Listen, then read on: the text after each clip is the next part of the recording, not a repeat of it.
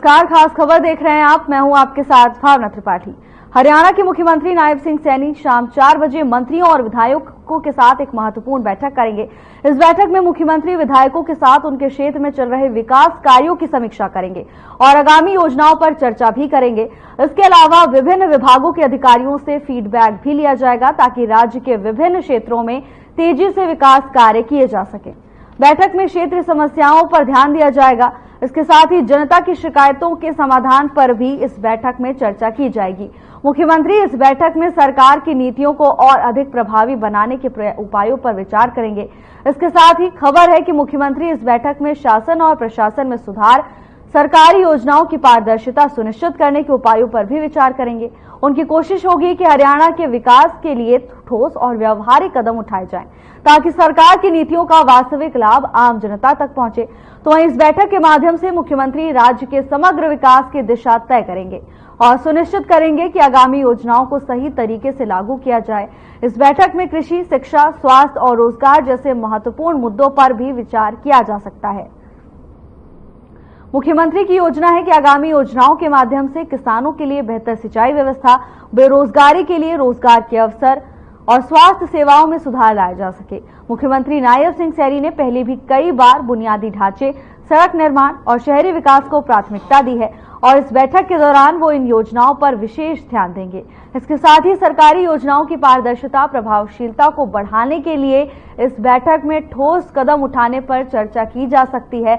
इसके साथ ही बैठक में मुख्यमंत्री के साथ अन्य मंत्रियों और विधायकों का सक्रिय योगदान होगा, जो अपने अपने क्षेत्र की समस्याओं और विकास कार्यों पर चर्चा करेंगे। उनका फीडबैक भी मुख्यमंत्री के लिए महत्वपूर्ण होगा ताकि सरकार को बेहतर तरीके से काम करने और जनता की उम्मीदों पर खरा उतरने में मदद मिल सके। मुख्यमंत्री इस बैठक के दौरान सरकारी नीतियों में सुधार, पारदर्शिता बढ़ाने और भ्रष्टाचार पर नियंत्रण करने के उपायों पर भी गंभीर विचार करेंगे ताकि राज्य में एक सशक्त और समृद्ध भविष्य की दिशा तय की जा सके।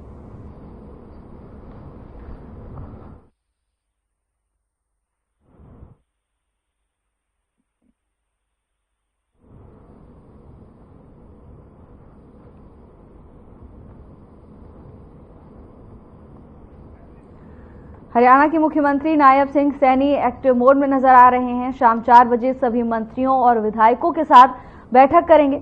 जानकारी के मुताबिक इस बैठक में तमाम विकास कार्यों पर चर्चा की जा सकती है। शासन और प्रशासन में समन्वय बनाने को लेकर इस बैठक में महत्वपूर्ण विषयों पर चर्चा हो सकती है। इस बैठक का उद्देश्य राज्य के विभिन्न क्षेत्रों में तेजी से विकास कार्य करवाना है। इसके साथ ही क्षेत्रीय समस्याओं और जनता की शिकायतों के समाधान पर भी बैठक में चर्चा की जाएगी। बैठक के माध्यम से मुख्यमंत्री राज्य के समग्र विकास की दिशा तय करेंगे और सुनिश्चित करेंगे कि आगामी योजनाओं को सही तरीके से लागू किया जाए। आगामी कार्य प्रणाली को लेकर मुख्यमंत्री नायब सैनी सभी विधायकों और मंत्रियों के साथ एक अनौपचारिक बैठक करेंगे। शाम 4 बजे ये बैठक शुरू होगी, जिसमें तमाम विधायक और मंत्रीगण शामिल होंगे, जिसमें उनका फीडबैक भी लिया जाएगा। इस बैठक का मुख्य उद्देश्य क्षेत्रीय समस्याओं पर जोर देना है। इसके साथ ही विकास कार्यों की भी मुख्यमंत्री सैनी खुद समीक्षा करेंगे। दौरान विधायकों और मंत्रियों का फीडबैक भी लिया जाएगा, जिससे आगामी कार्य प्रणाली तैयार की जा सके। इसके साथ ही विभिन्न क्षेत्रों में हो रहे विकास कार्यों पर भी समीक्षा की जाएगी। शाम 4 बजे ये बैठक शुरू होगी, जिसमें हरियाणा के मुख्यमंत्री नायब सिंह सैनी शामिल होंगे। तमाम अधिकारीगण, मंत्री और विधायक इस बैठक का हिस्सा होंगे। विधायकों के साथ उनके क्षेत्र में चल रहे विकास कार्यों की समीक्षा की जाएगी और आगे आने वाली योजनाओं पर मंथन भी किया जा सकता है। जानकारी के मुताबिक इस बैठक में शासन और प्रशासन में सुधार लाना भी एक अहम एजेंडा हो सकता है, जिसमें मुख्यमंत्री नायब सिंह सैनी की अध्यक्षता में ये बैठक की जाएगी। मुख्यमंत्री नायब सिंह सैनी इन दिनों एक्टिव मोड में नजर आ रहे हैं। आपको बता दें कि जनवरी में नगर निगम चुनाव भी संभावित है। हो सकता है कि इस बैठक में उसको लेकर भी चर्चा की जाए। सरकारी योजनाओं की पारदर्शिता और प्रभावशीलता को बढ़ाने के लिए भी इस बैठक में चर्चा हो सकती है। सभी क्षेत्र के विधायक इस बैठक का हिस्सा होंगे, जिसमें क्षेत्रीय समस्याओं पर ज्यादा ध्यान दिया जाएगा। मुख्यमंत्री नायब सैनी तमाम विकास कार्यों पर समीक्षा करेंगे।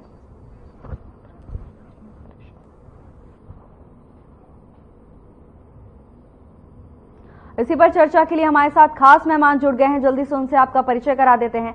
बीजेपी का पक्ष रखने के लिए रामराजी शर्मा हमारे साथ है, कांग्रेस का पक्ष रखने के लिए नीरज गुप्ता हमारे साथ है, तो वहीं आम आदमी पार्टी का पक्ष रखने के लिए वीरेंद्र शर्मा हमारे साथ है। आप तीनों का बहुत बहुत स्वागत है इस चर्चा में। रामराजी जी, शुरुआत आपसे ही करना चाहेंगे, इस बैठक का मुख्य उद्देश्य क्या है? देखो, माननीय मुख्यमंत्री जी ने जो शाम 4 बजे बैठक बुलाई है, उसमें सभी विधायकगण, सभी मंत्रीगण शामिल रहेंगे। इसमें विकास कार्यों में तेजी लाना और जो समस्याएं हैं उनका समाधान, और ज्यादा पारदर्शिता लाना, और जिस तरह से विकास कार्य, समान विकास कार्य पूरे प्रदेश में चल रहे हैं, सभी विधायकगण अपने अपने क्षेत्र की समस्याएं बताएंगे और उसका समाधान माननीय मुख्यमंत्री जी निकालेंगे। इसका मेन उद्देश्य है जनहित के कार्यों में तेजी लाना, जनता की सेवा में और ज्यादा समर्पित होना। इस तरह से मुख्यमंत्री जी जनहित के कार्यों में समर्पित रहते हैं, जनता के बीच में रहते हैं और जन जन के चेहते हैं, छठी बिरादरी के मसीहा हैं और युवाओं के हृदय सम्राट हैं, प्रेरणा स्रोत हैं और बहुत ही मिलनसार हैं। रात के 12-12, 1-1 बजे तक जग के जनता की सेवा में समर्पित रहते हैं। तो मैं समझता हूं इससे और ज्यादा विकास कार्यों में तेजी आएगी और जनता से जुड़ाव बिल्कुल सीधा है मुख्यमंत्री जी का, कोई बीच में नहीं है, सीधा जनता के बीच में जाते हैं और जन उनकी समस्याओं का समाधान करते हैं।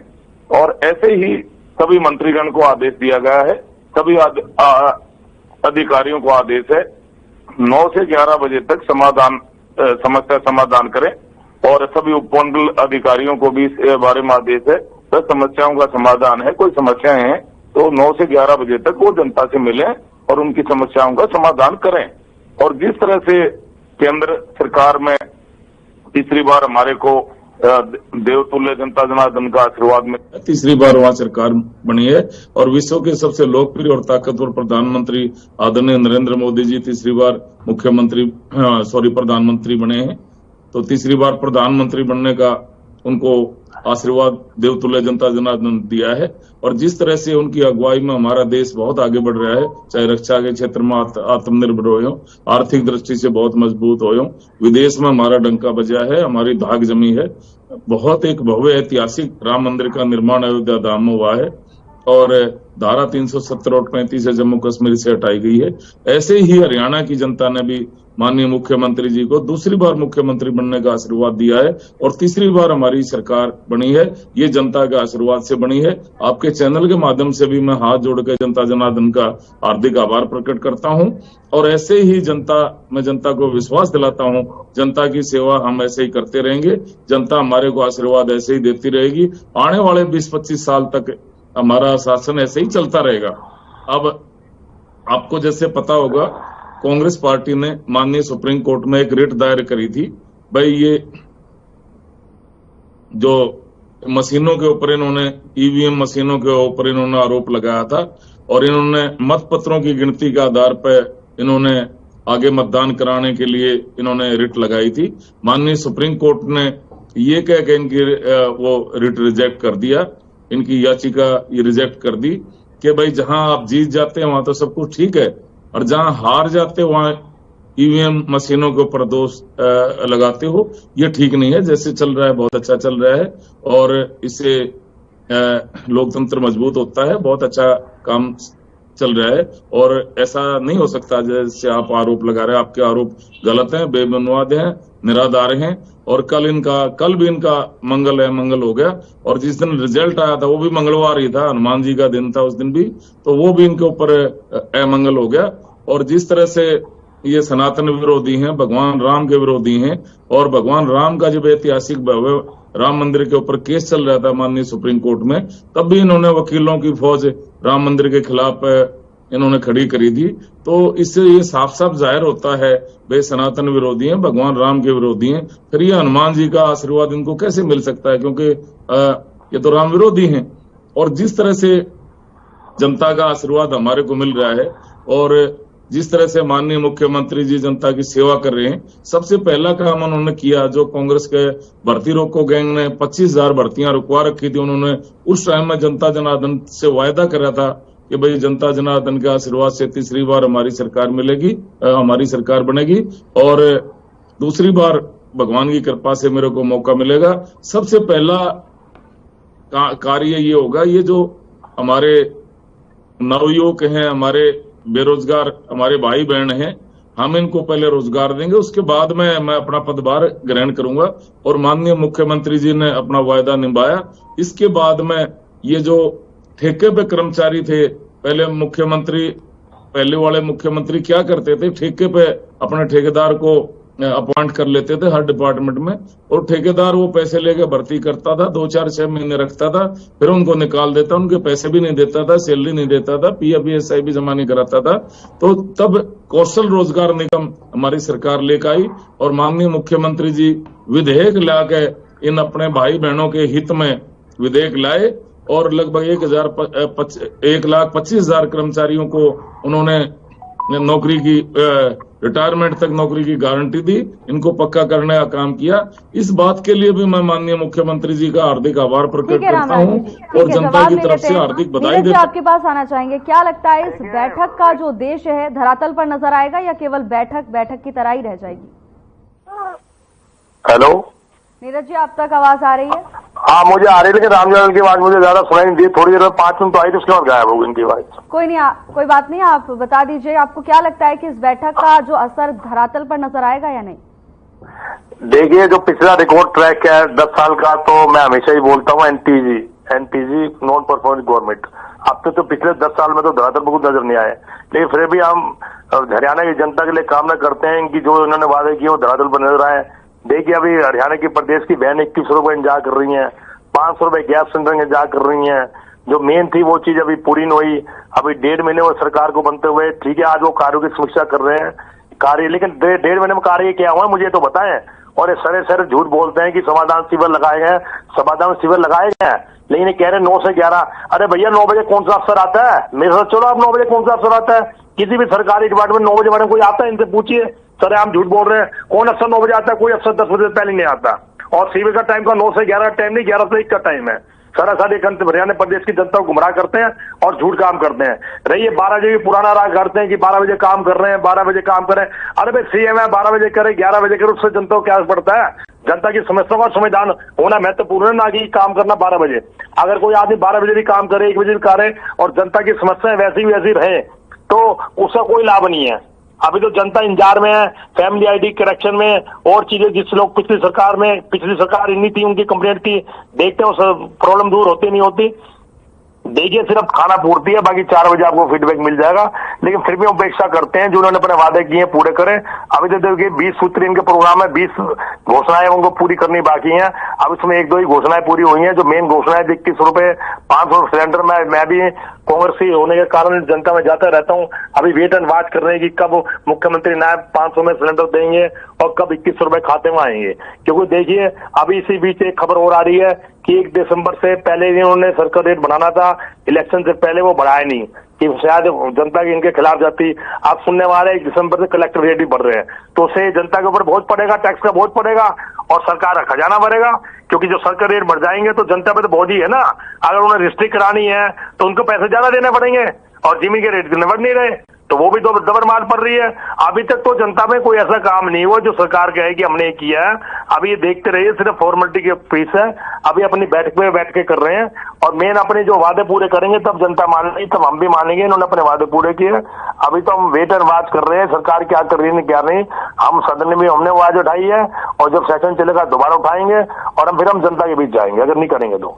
ठीक है, वीरेंद्र जी के पास का रुख कर लेते हैं। वीरेंद्र जी, क्या लगता है, नीरज जी की बात से सहमत हैं? आपका मत क्या कहता है?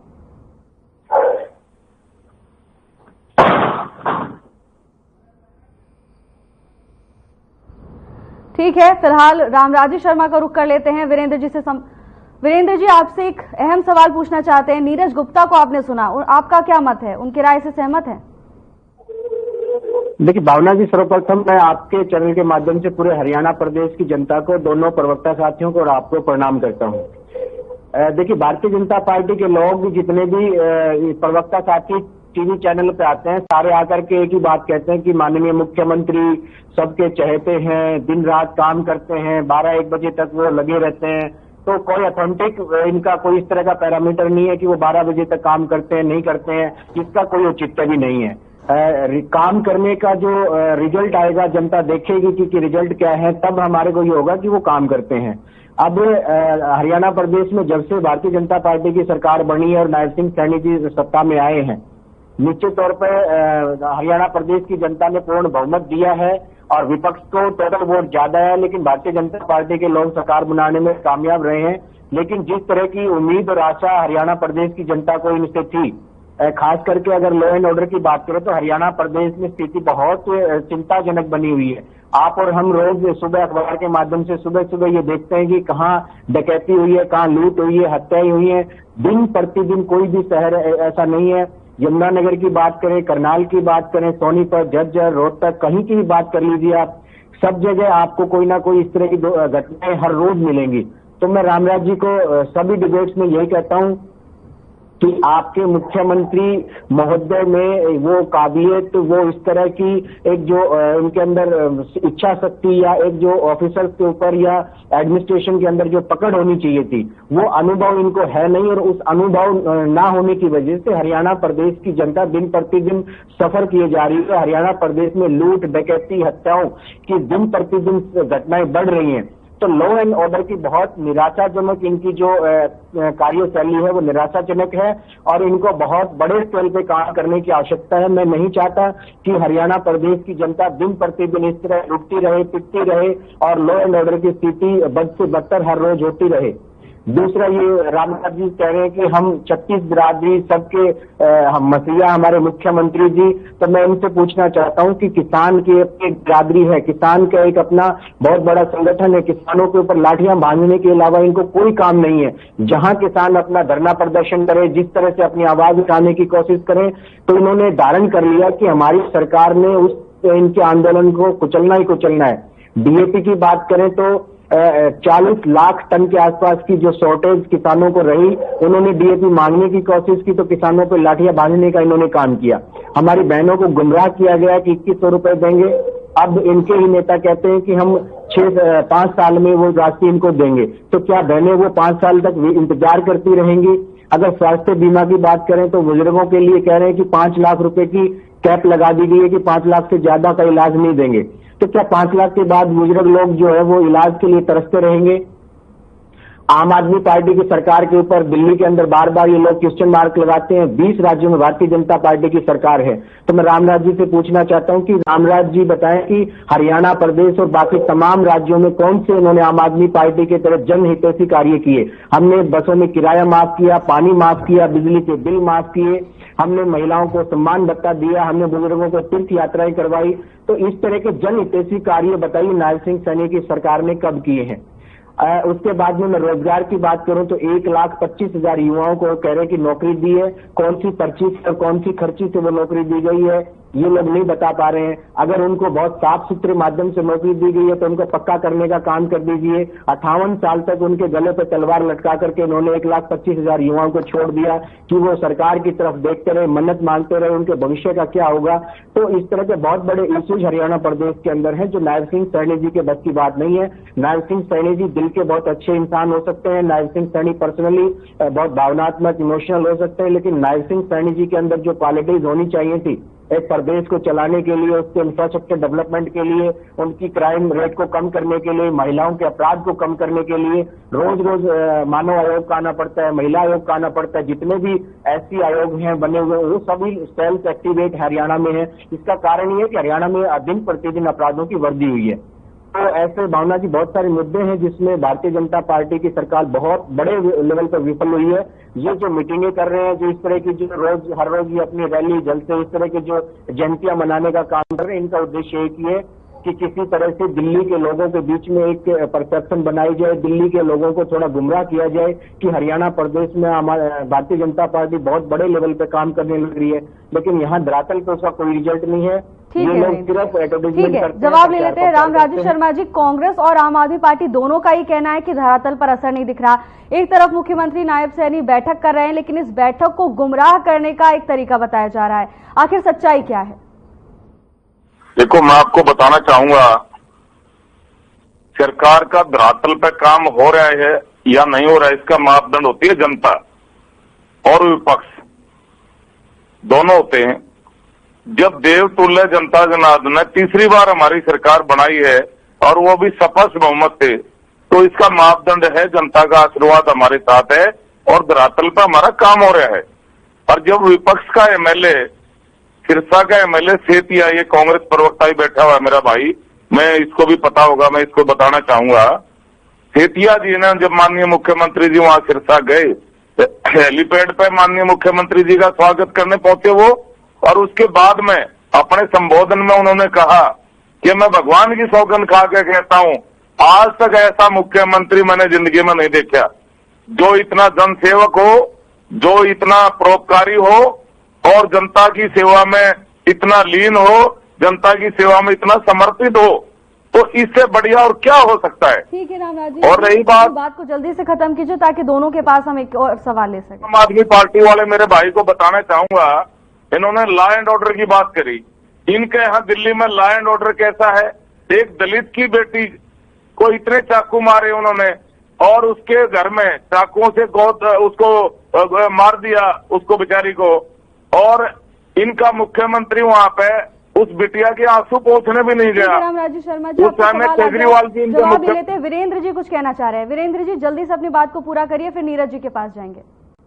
देखिए भावना जी, रामराज जी बड़े वरिष्ठ साथी हैं, बड़े ज्ञानवान हैं, विद्वान हैं। मैं रामराज जी से बताना चाहता हूं कि दिल्ली के अंदर बड़ा दुर्भाग्य है। दिल्ली के अंदर जो लॉ एंड ऑर्डर की स्थिति है और लॉ एंड ऑर्डर जो कंट्रोल में रखते हैं वो भारतीय जनता पार्टी की केंद्र की सरकार रखती है।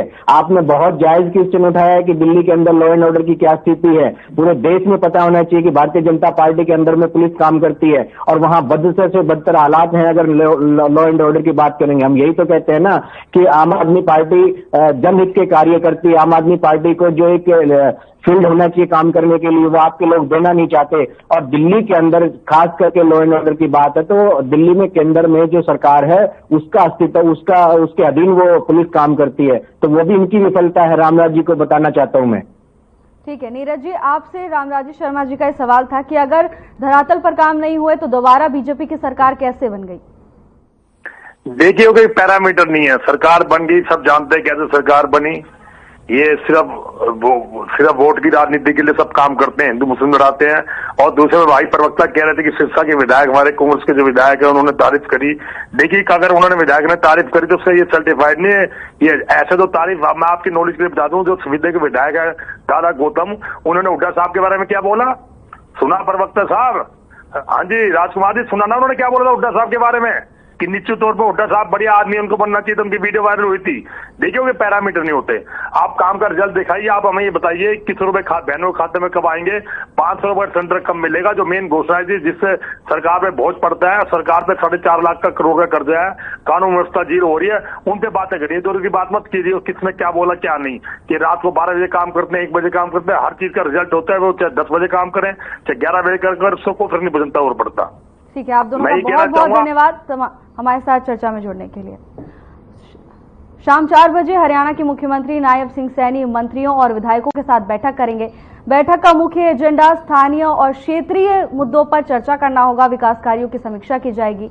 हालांकि आरोप प्रत्यारोप का दौर अभी भी जारी है। एक तरफ विपक्ष का कहना है कि केवल बैठकों का सिलसिला है और धरातल पर काम नहीं होता, दूसरी तरफ पक्ष का कहना है कि सरकार बनी है, इसका मतलब कि पिछले कार्यकाल में काम हुआ है। फिलहाल के लिए बस इतना ही। जल्द हाजिर होंगे नई अपडेट्स के साथ। नमस्कार।